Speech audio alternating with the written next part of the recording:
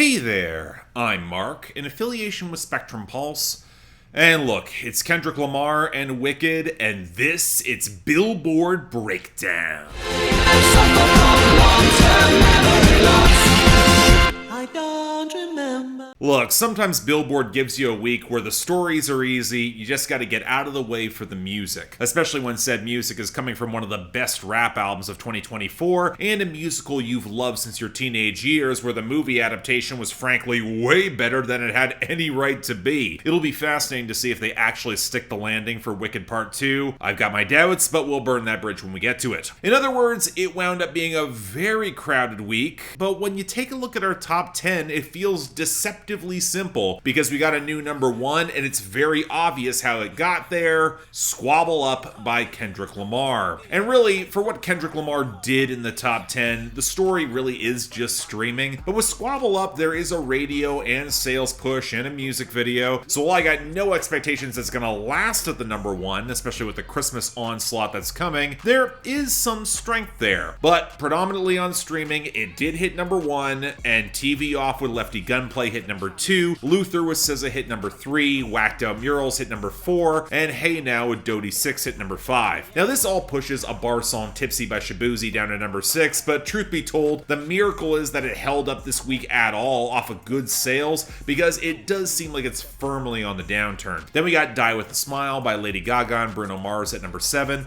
It's also slipping into a radio downturn, and while it's got a slight streaming edge, it loses out on sales, and then we're right back to Kendrick, with Reincarnated at number 8 and Man at the Garden at number 9. Finally, making her return to the top 10, and she's likely going back to number 1 this week, All I Want for Christmas Is You by Mariah Carey is back at number 10, as the radio and streaming are there in force. Some routines really don't change much at all, folks. The holidays are now firmly here. But let's get into messier territory with our losers and our dropouts. And when it comes to a double album bomb week, there is a lot of the latter, so let's run through the biggest ones. Lonely Road by Machine Gun Kelly and Jelly Roll, 28 by Zach Bryan, El Locoron by Tito Double P, La Patrulla by Peysoh and Denton Vega, Good Graces by Sabrina Carpenter, Beautiful As You by Thomas Rhett, I Can Do It With a Broken Heart by Taylor Swift, TGIF by Glorilla, Miles on It by Marshmello and Kane Brown, Cowgirls by Morgan Wallen featuring Ernest, Ain't No Love in Oklahoma by Luke Combs, The Door by Teddy Swims, and Hot to Go by Chapel Run. And then when we get to our losers, oh, for the love of God, it's about half the Hot 100. Again. So in order to make my life marginally easier, let's focus on the non-top 10 songs that didn't lose out this week or didn't really move at all to see what's actually hanging on, and it's pretty rough, not gonna lie. In the Christmas category, of course, Rockin' Around the Christmas Tree by Brenda Lee's at 15, and Last Christmas by Wham held on at 18, and when it came to slightly stronger hits, Birds of a Feather by Billie Eilish clung on to 12, and Apartment by Rosé and Bruno Mars held at 22. Now from there, we go straight to the bottom half of the Hot 100, where country radio stability probably saved the majority of these. You Look Like You Love Me by Ella Langley, featuring Riley Green at 54. I Never Lie by Zach Top at 61. Shockingly stable there. You gotta wonder if it could have jumped. I'm Gonna Love You by Cody Johnson and Carrie Underwood at 65. Liar by Jelly Roll at 69. Think I'm in Love With You by Chris Stapleton, featuring Dua Lipa at 74. Seriously, this probably should have left the Hot 100 weeks ago. 4x4 by You by Lainey Wilson at 78, Guy for That by Post Malone and Luke Combs at 81, Am I Okay by Megan Maroney at 91, and Wondering Why by the Red Clay Strays at 100. Now outside of those, probably would chalk it up to some residual radio, again, with Heart of a Woman by Summer Walker at 62, Residuals by Chris Brown at 72, Dos Dias by Tito Double P and Peysoh at 75, this might be the one outlier, I Love Her by Glorilla and T-Pain at 80, and Close to You by Gracie Abrams at 82. So, okay, what's filling in the gaps here? Well, look, when we take a look at our returns and our gains, it's just holiday music across the board. And we're going to start off with gains because there's only only 2 of them from last week. A Holly Jolly Christmas by Burl Ives at 33, and It's the Most Wonderful Time of the Year by Andy Williams at 35. And we have a lot of returns here. Jingle Bell Rock by Bobby Helms at 19. Let It Snow by Dean Martin at 39. Feliz Navidad by Jose Feliciano at 41. Sleigh Ride by the Ronettes at 42. Santa Tell Me by Ariana Grande at 43. Legit kind of funny, this came back higher than any of the songs from Wicked, but we're getting ahead of ourselves. Underneath the Tree by Kelly Clarkson at 46. And The Christmas Song by Nat King Cole at 48. But again, we are in the rare double album bomb territory, and 2 different types of album bombs at that. Now, the first is a large one from Kendrick Lamar, so I'm only going to focus on the best, the worst, in the top 20, except 10 out of the 12 songs are already in the top 20, so this episode's going to run really damn long, and the only other 2 songs are GNX with Hitta J3, YoungThreat, and Peysoh at 24, and Gloria with SZA at 27. Now, the other side is the Wicked soundtrack, where we actually did get 7 new songs, and that places it in smaller album bomb territory, only focusing on best, worst, and those in the top 40, and thankfully it's a lot more easy to digest. In that group, The Wizard and I at 93, Dancing Through Life at 90, No One Mourns the Wicked at 86, What Is This Feeling at 68, dangerously close to the top tier for me with that one because of the interplay, and the more developed percussion and horn arrangement is better than the Broadway soundtrack recording, and yeah, I'm going there. Popular is at 53. Yes, this is where my theater kid energy kicks in. Ariana Grande as Glinda is frankly ridiculous how much she commits to the role and showcases the dramatic and comic chops in order to nail it. I am completely in favor of her doing more movies, and I liked Eternal Sunshine this year more than most. But the Kristen Chenoweth version is still top tier for me. It is what it is. I'm sorry. But okay, so now with this week a little bit more contained and easy. Not saying much there, but I'll take what I can get. Let's start off with our list of new arrivals, and we've got a bit of a curveball to start things off. Number 98, Gang Baby by Ennemie Choppa. Let me fuck some. Let me fuck some.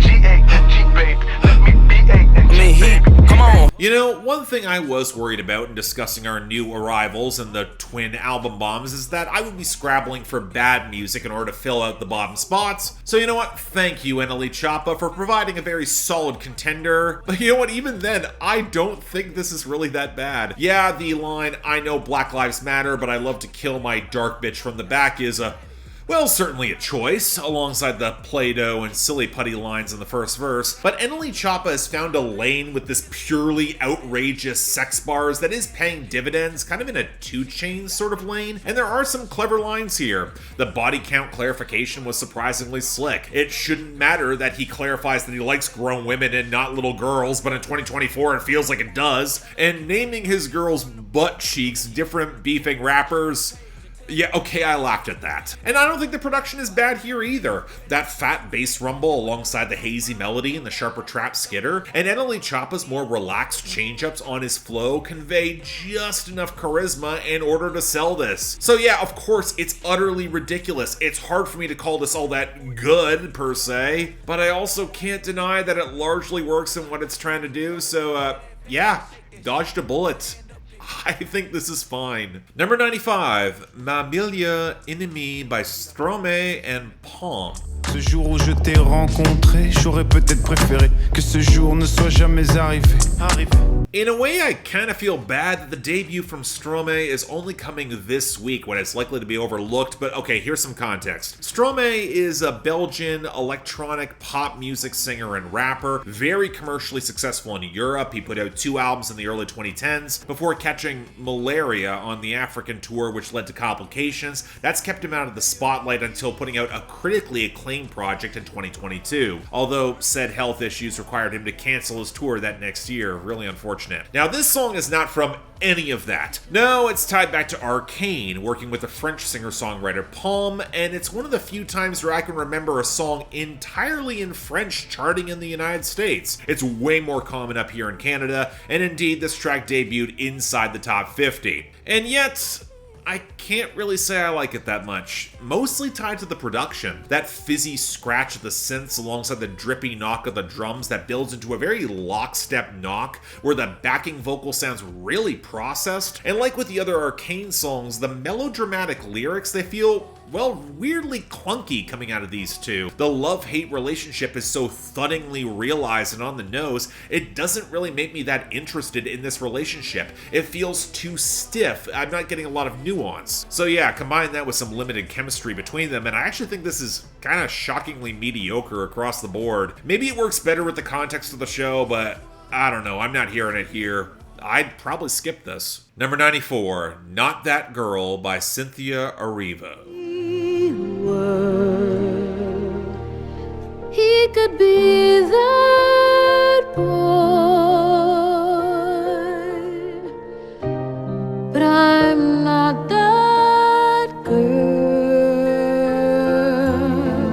So unlike my opinions on Kristen Chenoweth, my thoughts on Idina Menzel and Wicked are more nuanced to say the least. At least in the musical soundtrack, she comes across as more composed, more put together, borderline severe, which you definitely need for every darker dimension in the second half of the stage show. I really do not envy the filmmakers trying to make the second act work on film, even with some of the most underrated songs in the musical, but they can also make the younger years from Idina Menzel at the first act as Alphaba a bit of a tougher sell. And this is where Cynthia Erivo honestly kind of blew me away. She has a very difficult character to play to not have her presence be overshadowed, especially against the built-in celebrity of Ariana Grande, but she does a great version of The Wizard and I, and probably the best version of Not That Girl I have heard to date. What I love here is that the ballad is allowed to be delicate and flush with the aching strings and the gentle guitars and glittery keys, but it gives Erivo's more vulnerable and deliberate presentation the room to really breathe,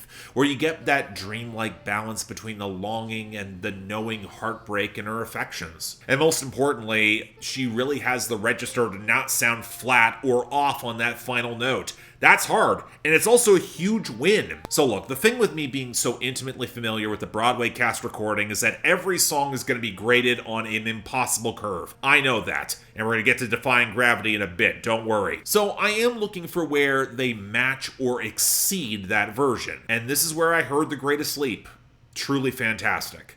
Legit impressive. Number 85, Hello, Miss Johnson by Jack Harlow. Your daughter, I think about her often. Correct me if I'm wrong, but was it you that gave the eyes to her? I'd be lost in thoughts so. Okay, maybe this is the true dud that can fill out that bottom spot, especially as it reminded me that Lovin' On Me came out this year, is likely gonna notch a credible slot on my worst hits of 2024. And okay, maybe it's just me being more aware of this now, but what the actual hell happened to Jack Harlow's swagger that he became such a charisma black hole? This is a song where the hook is Jack Harlow talking to his girl's mom in order to convince her that he wants to take her out and then be a good boyfriend. What is this, Rude by Magic? And it's set up against the equivalent of elevator music with that muted keyboard and the shuffling faux jazzy percussion. There's no swing to this at all, especially with all the vapid ad-libs across the post-chorus. There is a difference between being chill and being borderline antiseptic,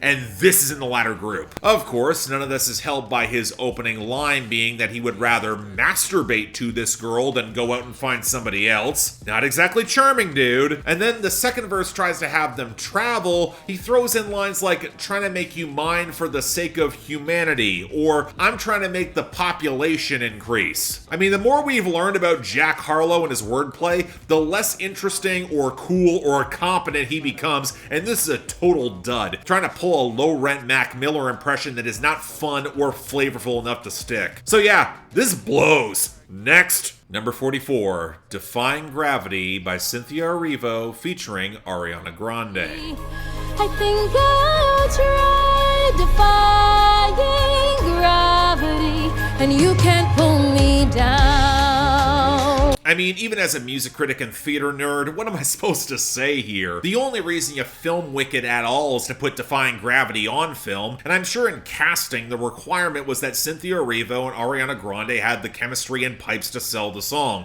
of which they absolutely do. In fact, I actually really like the different style of intensity Erivo brings. When you can credibly sell a gospel vocal run, when you recognize that race has moved from subtext to text in the casting for this film, you get a different intensity than Idina Menzel, and that's high goddamn praise. That being said, an issue I had in the movie and the soundtrack version is the arrangement. They clearly know this song is the climax moment, they have to get it right, but they add so many flourishes around the crescendo which feels like it kind of short circuits the momentum. They don't do the hard stop after the final note, it just feels a little overworked and over stylized in the instrumental arrangement, and I think that does every performer a real disservice. So yes, it is a classic song. It's an excellent version of it, but it's not my favorite. I'll say that. Number 14, The Heart Part 6 by Kendrick Lamar.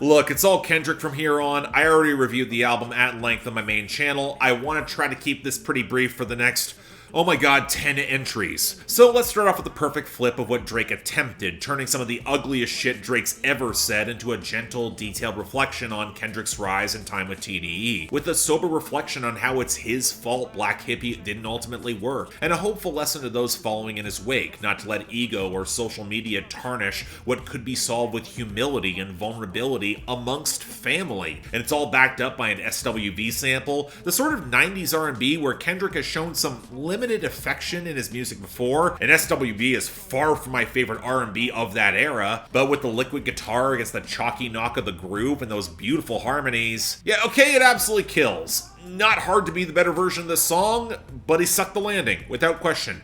Excellent track. Number 13, Peekaboo by Kendrick Lamar featuring AZ Chike. Huh? They ain't talking about nothing. Aye, what they talking about? They ain't talking about nothing. What they talking about? They ain't talking about nothing. What they talking about? They ain't talking about nothing. What they talking about? They ain't talking about nothing. Huh? They ain't talking about nothing. Am I the only one who wanted to hear a little more of that soul sample before the rubbery bass rumble took over for the entire groove? Well, either way, it is one hell of a groove for Kendrick to slyly jab at those who would use this style in production just to say nothing. And initially, I also kind of got that same vibe from Kendrick here. I don't think this track is really saying that much beyond how so much of the flexing and gunplay is basically kind of childish playing peekaboo, but that's the sneaky thing with West Coast rap. When not much is appearing to be said, but the danger is right between the lines, the requirement to stand on one square, mete out justice, especially when you can tell the woman in question for Kendrick is referring to hip-hop and disregarding the fake shit, where even that added bit of subtext would not be understood by those who are only looking for the flex, or in the context of AZ Chike's darker street-level violence, probably shouldn't be placed on record for everyone's best interest, or plausible deniability. Now, I still can't help but feel like this is a bit of a lesser cut, more because I feel like Kendrick could have added a little bit more, especially to his first verse, but you know what, when the groove and menace is so palpable, yeah, still good. I'll take this. Number 11, Dodger Blue by Kendrick Lamar featuring Wally the Sensei, Siet 7X, and Roddy Ricch. Westchester King, true, till we function. Little nigga, but that dog gave me that on pup. On my kids, I sock you niggas up. How you ever took a fade and ran 3 more back to back? Oh, you haven't? Then shut the fuck up and keep it rap. I've seen a lot of folks claim this is one of the weaker songs on the album, and that's buck wild to me. Even as a baseball fan who's got no love for the LA Dodgers. But still, I love that swaggering synth pulse with the brittle trap touches and the cooing around them. I really appreciate how Kendrick also manages to keep his street level experience balanced in between all the violence and the direct references to LA culture and specific locations, including the number of folks who claim to hate the city but then choose to live there regardless and try to pick up clout. But honestly, what actually won me over most was that hook harmonizing Wally the Sensei, Siet 7X, and Roddy Ricch. It's slick, it's soulful, and when the uncredited Sam Dew swings around for the outro with some of those gentle warnings not to take it that personal if you don't want to get touched or get the smoke, yeah, you know what, I believe him. The stellar vibes, it's not looking to do that much, but man, what it's doing is effective. Number 9, Man at the Garden by Kendrick Lamar. I deserve it all.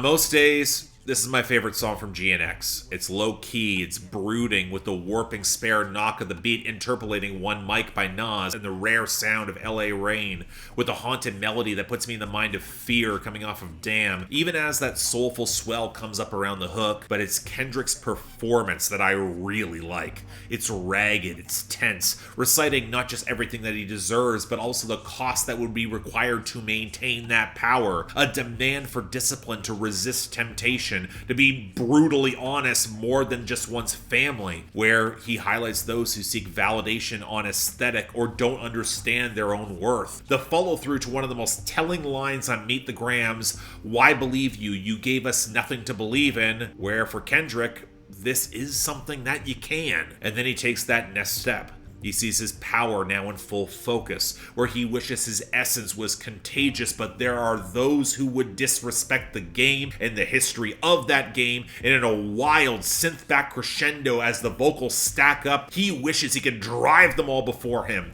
where the final line could be directed at the audience, but also kind of at himself in a bit of ego death. For as much as Kendrick Lamar has questioned a lot of his own power and his responsibility, this feels like the culmination point where he chooses to take it, not be morphed by it. He's proven that he wouldn't be. Power reveals, after all. It's an incredible moment, fantastic song, and on the days it's not my favorite, number 8, Reincarnated by Kendrick Lamar. Who I used to be, I'm shedding skin. Every day a new version of me, a third of me demented, cemented in pain, juggling the pros and cons of fame. I don't know how to make friends, I'm a lonely soul. I recollect this isolation, I was 4 years old.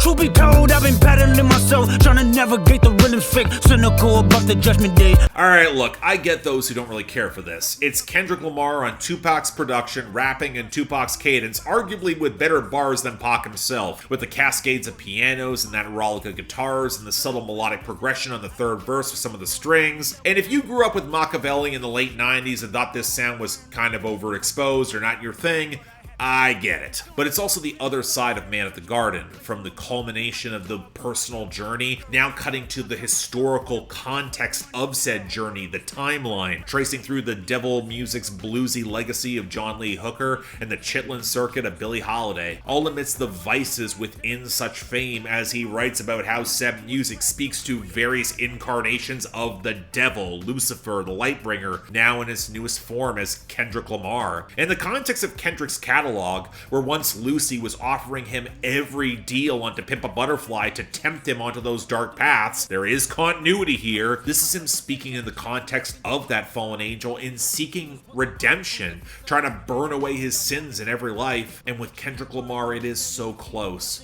But God still calls him out for his love of competition, his inability to forgive. And it shows a new mission for Kendrick to undertake to assert his power and then see the consequences of what he has done in this moment. In two of the most ignored but revealing lines on this album, you crushed a lot of people keeping their thoughts in captivity, and I'm ashamed that I ever created that enemy. But again, it's a culmination, taking that power. It extends across Kendrick's catalog. And while I can hear some of the Eminem influences and the changing of voices and dialogue on the third verse, not new from Kendrick, if you know, you know. Yeah, I think this works. Fantastic moment, incredible song. Number 5, Hey Now by Kendrick Lamar featuring Dodie Six. Hey now, say now. Hey now, say now. Hey now, say now, mother by my yin. Big face Buddha, get my peace from within.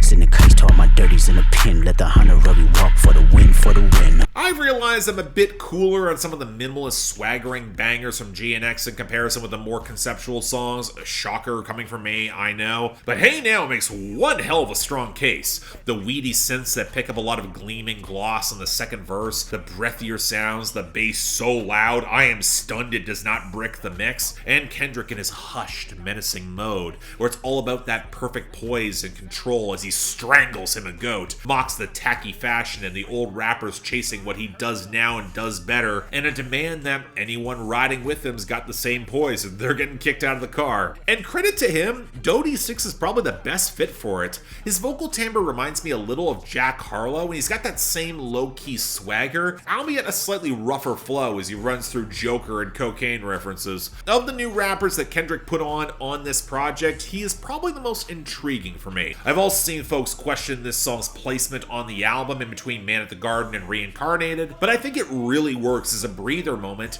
and assessing how Kendrick's internal control and power can manifest. I think it's certainly effective. So yeah, goes pretty hard. Great song. I'll take it. Number 4, Whacked Out Murals by Kendrick Lamar. Energy'll make you niggas move to Europe, but it's regular for me, yeah, that's for sure. The love and hate is definite without a cure. All this talk is bitch made, that's on my lord. I kill them all before I let them kill my joy. I done been through it all, what you endure. It used to be fuck that nigga, but now it's plural. Yeah, lots already been said about this one. Kendrick pulling a long, slow build as he addresses the lack of gratitude from the rap scene at large, several miscommunications with elder statesmen in the genre, and then regrounding the scene at street level in both the beef and his principles. It's also where I don't have a lot of time for folks who complain that this album is just about the beef. When you are in that sort of battle, you are required to move and live differently. Kendrick is likely very much aware how one bad crash out from a delusional stan or a gang member could have led to so much more violence to him or his family or his friends. Again, rules of engagement. Y'all should know them at this point. But look, I got no problem with how Kendrick's handled this. He let Snoop Dogg off the hook for reposting Tailor Made, but feels kind of dejected that Lil Wayne took everything, especially the Super Bowl announcement, way too hard. And you know what? He's entirely right calling out white podcaster comedians like Andrew Schultz who aren't funny enough to justify some of the shit they say about black women, or, you know, a bunch of the folks that they platform these days, especially when, in comparison, Kendrick has faced much steeper consequences for doing less in what he's said and done. I think it's fair to draw a hard line. Now, I've also seen discourse about who the hell the bleeped phrase was early on in the song. To me, the silence speaks volumes, so I don't care that much and feel like I probably shouldn't. But what I think impresses me just as much is the progression here. The mariachi vocals that set it off that leads to the strings that connect into the synth bass and the shrill screams before the spare percussion ramps up. In other words, it's one hell of an album opener. In my opinion, easily a standout. Number 3, Luther by Kendrick Lamar featuring SZA. I'll take away the pain, I'll give you everything. I just wanna see you win, wanna see you. This world. I've seen a lot of comparisons between this song and Loyalty with Rihanna off of Damn, and thus I feel I can state this firmly. This is a much better song, and not just because of the Luther Vandross sample or SZA stepping up with a sort of chemistry with Kendrick that feels like a cheat code. Granted, some of this is coming from somebody who has never really liked Loyalty that much. The hook felt kind of choppy, I don't love the sample, I get what it's trying to do, it just doesn't really click for me. But with Luther sticking with the spare fizzy hi-hats, the bass and the strings, and a more simple profession of love where if Kendrick had all of the power that he wants, he'd find beauty in the concrete jungle, another Tupac reference, and then place her enemies in front of God for God to mete out justice. It takes the paranoia and replaces it with this desperately needed exhale. It's a utopian moment that's a plea for relaxation and better days, and SZA's great at that. And the fact that he placed this so close to the front of the record shows just how much he knows he needed this early and often. Does short circuit some momentum, but if there's a song I expect to stick around with radio traction in the next couple of months, I think it's probably going to be this one, or number 2, TV Off by Kendrick Lamar featuring Lefty Gunplay. Not enough. Say you bigger than myself, but it's not enough.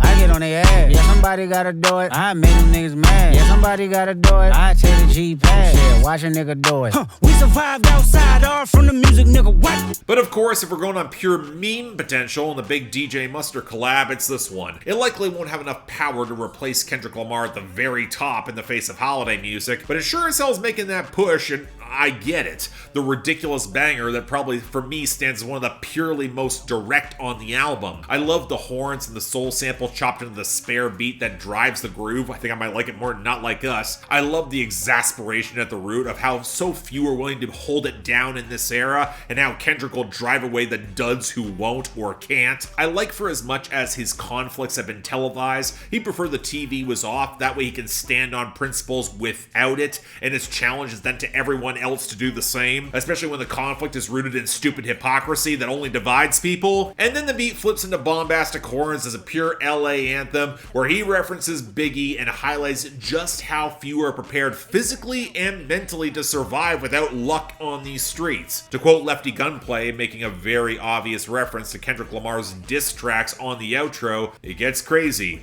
scary, spooky, hilarious. But yeah, ton of fun. I would not be surprised on memes alone if this had some real shelf life and staying power.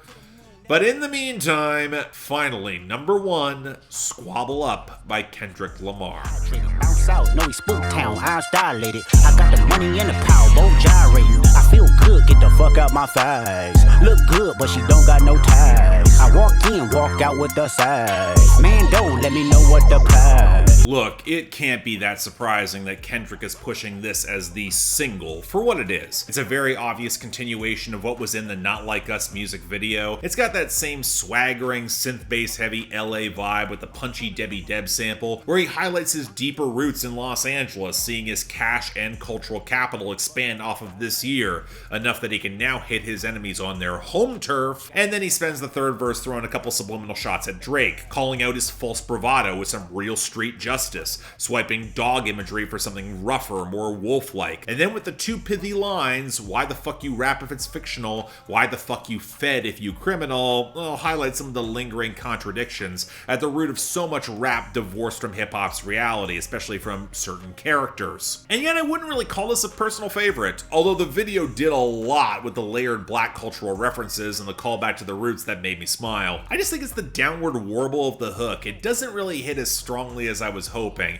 It's unique, I just don't really care for it. It's still really good, it's a lot of fun, but there are better songs built to be singles from this album. We'll see which of them get pushed. But yeah, that's our week. Yeah, I know, it's a long one. Let's wrap this up quickly. Worst of the week is going to Hello Miss Johnson by Jack Harlow, obviously. Dishonourable mention to Mailleure Ennemie by Stromae and Pomme. Yeah, real shock how that one did not click. I know Stromae's got better work, but that song didn't work. Now for best, I'm going with two ties here. Even then, it feels like I'm splitting hairs. For the top spot, Man at the Garden by Kendrick Lamar, tied with Not That Girl by Cynthia Erivo, with honorable mention to Reincarnated by Kendrick Lamar, tied with Defying Gravity by Cynthia Erivo and Ariana Grande. Yeah, I know, theater kids, call it heresy. This is the closest I've got to getting something that makes sense, at least to me. Now, next week, oh my god, the fallout from this is going to be insane. Stay tuned for that. But until then,